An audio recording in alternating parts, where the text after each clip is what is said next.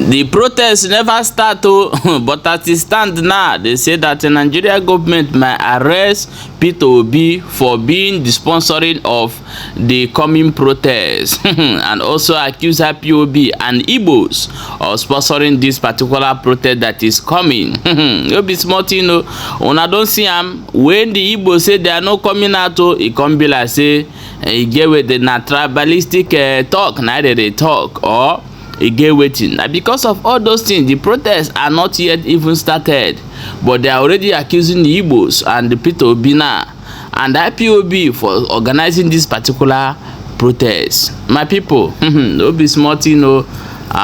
Before we continue in this particular update, I want you to share this video and make sure say you subscribe to all our social media handles. Yeah, my wonderful people, the story wey we get for our table today na be the former candidate wey contest for presidential election wey be Peter Obi. They say that the Nigeria government now wan give am gbos eye. They accuse am say na him dey organize the protest wey dey come up of this particular month wey we dey inside.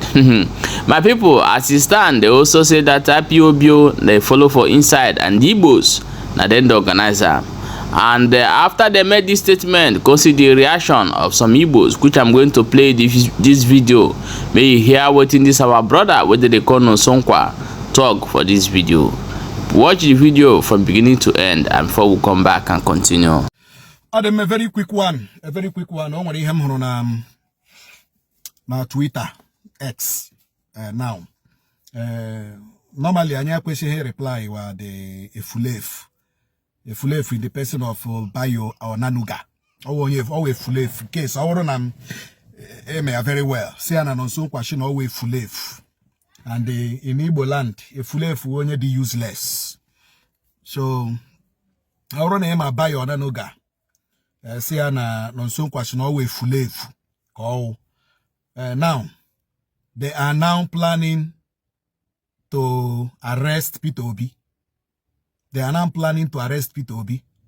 Hebrew ladies protest again on October 1st na boy Peter Obi, no Peter Obi na haji. No Ipob na Peter Obi. Are you seeing where when I tell you people that we don't have a stake in this country called Nigeria? When I keep saying it that this country called Nigeria is not for us Igbo, unaga ha ghọta. Onwe henda ja ikporo n'obodo ahụ. Onwegi ihe ndị Awụsa, Fulani gị, Yoruba gị, ndị asị na ahụ ndị ọchịchị ji mụ na gị labụ kpọrọ asị as far as anyị bụ ndị Igbo. Ha na-ahụta anya asị ndị emeriri n'agha. Ha na-ahụta anya asị ndị adọtara n'agha. Onye ha na-ahụta anya asị. That is why ihe ọbụla mere na this country eboye ndị Igbo. Nenu protest ndị Awụsa na-ahaji o. Lee protest ndị Fulani na-ahaji. Lee protest ndị Yoruba na-ahaji. Lekwe protest ndị mpaghara ugwu na Southwest na ahaji. Ebolie ndị Igbo, ebolie Peter Obi, ebolie Ipob, ebolie Nnamdi Kanu. Protest emere na Lagos ha boziri Nnamdi Kanu na Nnamdi Kanu mere ji mee EndSARS na 2020. Ọkwa na ahụ na. Ịhụla ya? Iji gwa gị na agenda ndị ugwu na agenda ndị Yoruba wu ofu. Agenda ndị ugwu na agenda ndị Yoruba wu ofu. Agenda Buhari na agenda Tinubu wofu. Ima ana akpọ oku ka atọ apụ Nnamdi Kanu atọ apụ Nnamdi Kanu. With this thing, Bayo Olaniyi.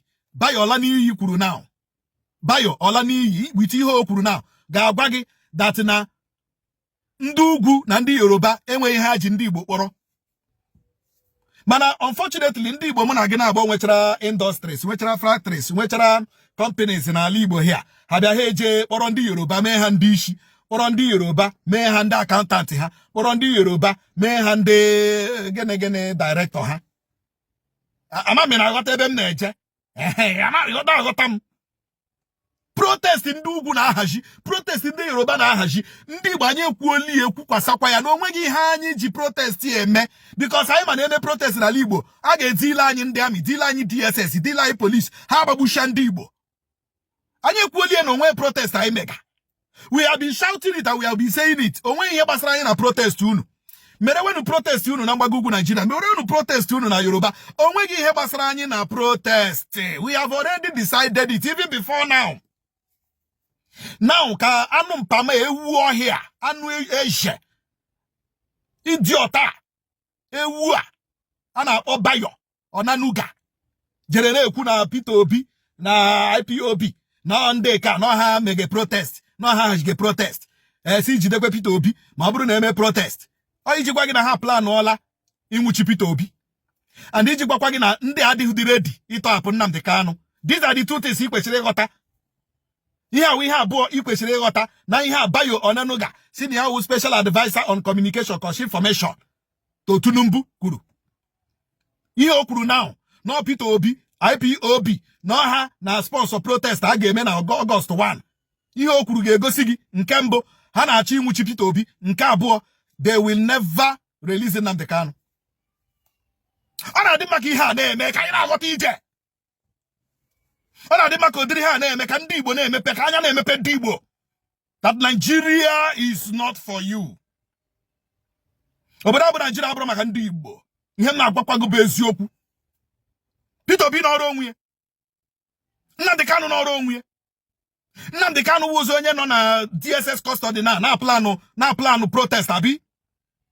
As in Nnamdi Kanu nọ na DSS custody, wụzi onye nọ na custody. Onye ọwa ahụ na-adịghị. Onye ọwa nọ na-etipụ DSS kwe ka ọhụ dọkịnta ya. Wụzi onye nọ na ahụ ọnwụnwụ na anwụ ya na planụ protest abi. The level of hatred ndị a nwere ebe ndị Igbo nọ, it is unprecedented.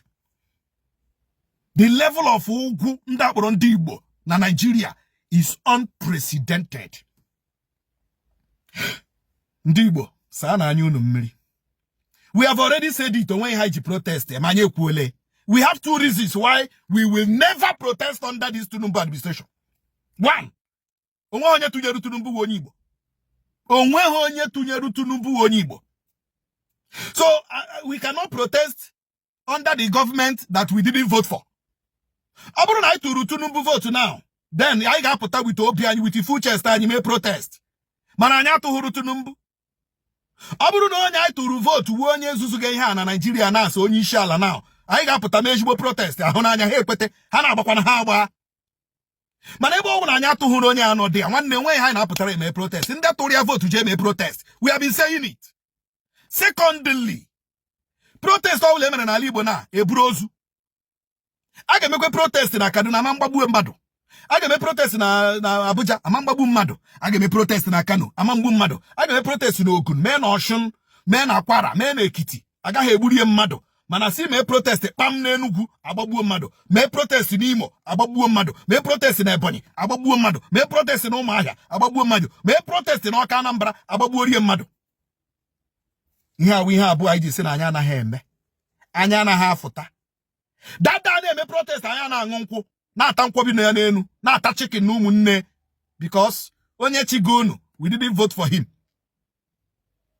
Ihe m ji like ndị Igbo, we are so self-contented. Ihe anyị nwere juru anyị afọ. Anyị nwe 1 naira o juru anyị afọ. Anyị nwe 2 naira o juru anyị afọ. That day anyị hụgara anyị erie. Ọ na okwe ha anyị oriri anyị ata ya ata. Ma okwe ha anyị ọtịta anyị aṅụọ ya aṅụọ. We will survive. Mana this blame game now ha buru abataga Peter Obi, Ipob, Nnamdi Kanu. Enough is enough. Bayola n'iyi. Enough is enough. Nwe efulefu. Efulefu dịka go. Enough is enough. Bayo ọna n'iyi. Bayo ọna n'iyi. Enough is enough. Bario onwegu. You are not the first special advisor on information. Anyị ma mkparị kparịrị Peter Obi mgbe emege election. We took record of all your insults on Peter Obi during campaign. During that election, we took notice. Now emege SA. On a stolen mandate. Ị chọghị ikwu ilu onwe gị ugwu. Were wayo rie ihe izutere n'oshi. Gị pụta na akpọ Peter Obi aha. Enough is enough. Bayola n'iyi. Ị ga-ha ala n'iyi now. Ị ga-ala n'iyi. Be very careful with the way you talk to Peter Obi. You are talking to somebody that is a symbol in Southeast. Owu sọsọ unu nwere monopoly of ịkparị mmadụ. Owu sọsọ unu nwere monopoly of ikwu rubbish. Anyị nwekwara that monopoly too. I ain't working that monopoly too. Finally, yen working on you when I put a protest. Yen working on you when I put anywhere me protest. Onya ola park ya no there.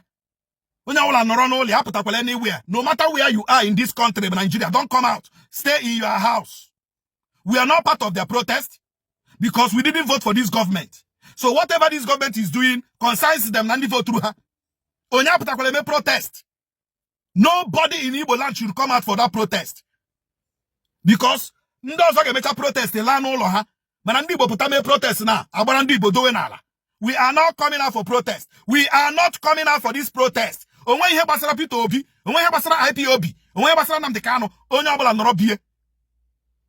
Nigeria, the north, the southwest, the south, they can go and do their protest. It doesn't concern Ndibo.